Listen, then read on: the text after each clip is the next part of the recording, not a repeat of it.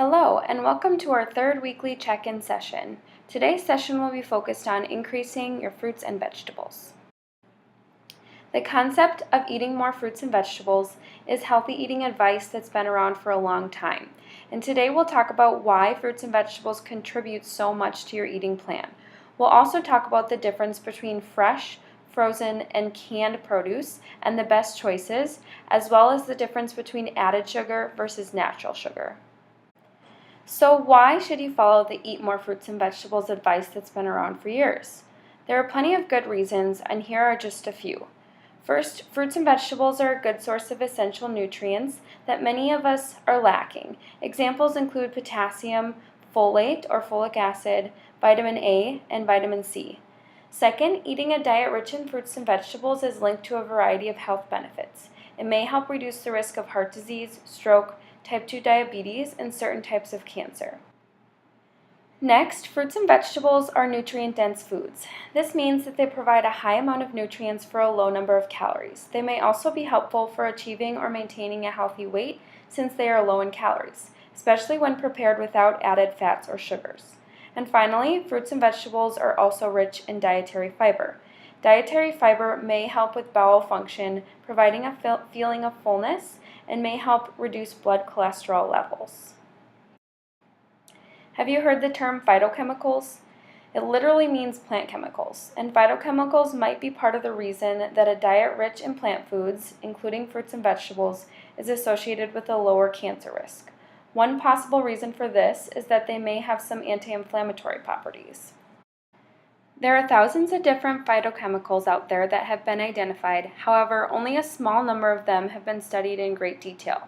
You might be familiar with a few of them: beta-carotene, which is the precursor to vitamin A that gives yellow and orange vegetables their color; ascorbic acid, or better known as vitamin C; lycopene, which is found in tomato products, especially canned ones; and vitamin E, just to name a few.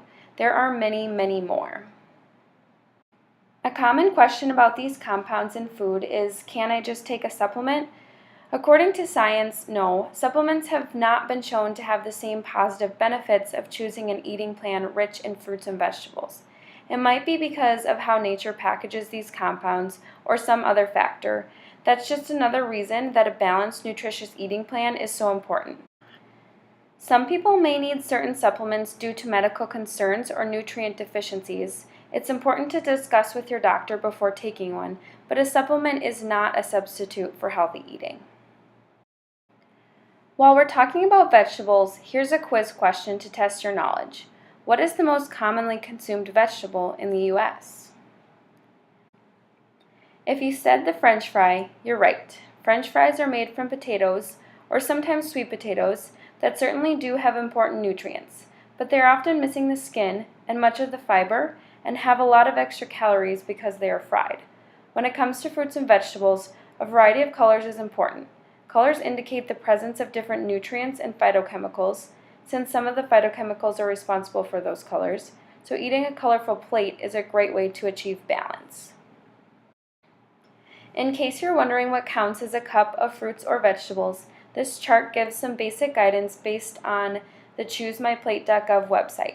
The United States Department of Agriculture, or USDA, Super Tracker that we talked about in our first week can help you determine how many cups you should aim for from each group based on your calorie needs. Here's another simple piece of advice from the USDA and ChooseMyPlate.gov. As the plate icon shows, aim to fill half of your plate with fruits and vegetables. So when it comes to produce, is fresh, frozen, or canned the best option? The answer is, it depends, but all of these options can fit into a healthy meal plan.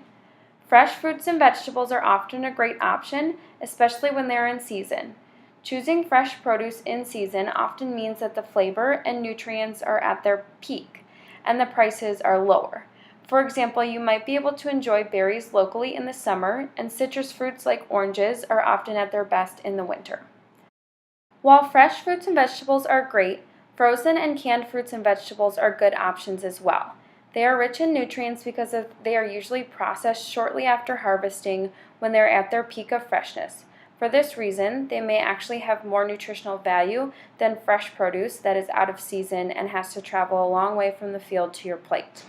When purchasing frozen or canned produce, look for frozen vegetables without added sauces, frozen fruits that are frozen whole or cut but without added sugars, canned vegetables labeled no salt added or low sodium. You can also rinse canned vegetables and beans to help eliminate some of the sodium. And finally, fruits canned in water or 100% fruit juice with no added sugars or syrups. Dried fruits such as raisins and dried apricots are also nutritious options that are rich in nutrients and fiber. However, they are a more concentrated source of calories, so the recommended portion size is smaller. As we shared on our last slide, a half cup of dried fruit is equivalent to 1 cup of other fruit.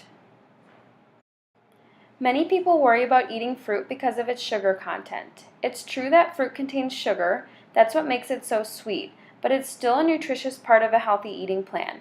Here's why. There are 2 sources of sugar in the diet: natural sugars and added sugars. Natural sugars are those that are naturally found in foods such as fruits. They're not artificially added, they're just a natural part of that food. Foods like fruits that have natural sugars are nutrient dense, meaning they provide a lot of nutrition for a small amount of calories. When you eat a piece of fruit such as a pear, for example, that natural sugar is also coming with fiber, vitamins, and phytochemicals, all in about 60 calories. Another example of natural sugar is lactose. Lactose is naturally found in milk, so when you see a few grams of sugar on the food label for milk, this is where it's coming from.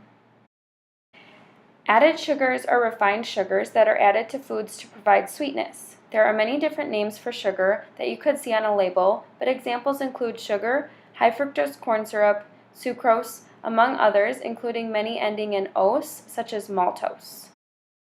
These sugars can add a lot of calories very quickly, but provide little to no nutritional value, so it's important to limit them in a healthy eating plan. Be sure to watch for those indicators of added sugars on food labels. For example, pears canned in heavy syrup often have about 90 calories per half cup, compared to around 60 in a fresh pear or pears canned in juice or water. Those extra calories are from the added syrup or sugar. Also, if you compare chocolate milk to regular milk, you'll notice that the sugar content of the chocolate milk is higher, also due to added sugar. Please take a moment to consider these 2 questions. What helps you include more fruits and vegetables in your eating plan? Have you tried any new fruits and vegetables or cooking methods? We hope you find this information will help you achieve your healthy eating goals. Please don't hesitate to reach out to us this week if you have questions, comments, or want more information. Watch for the next challenge via email early next week.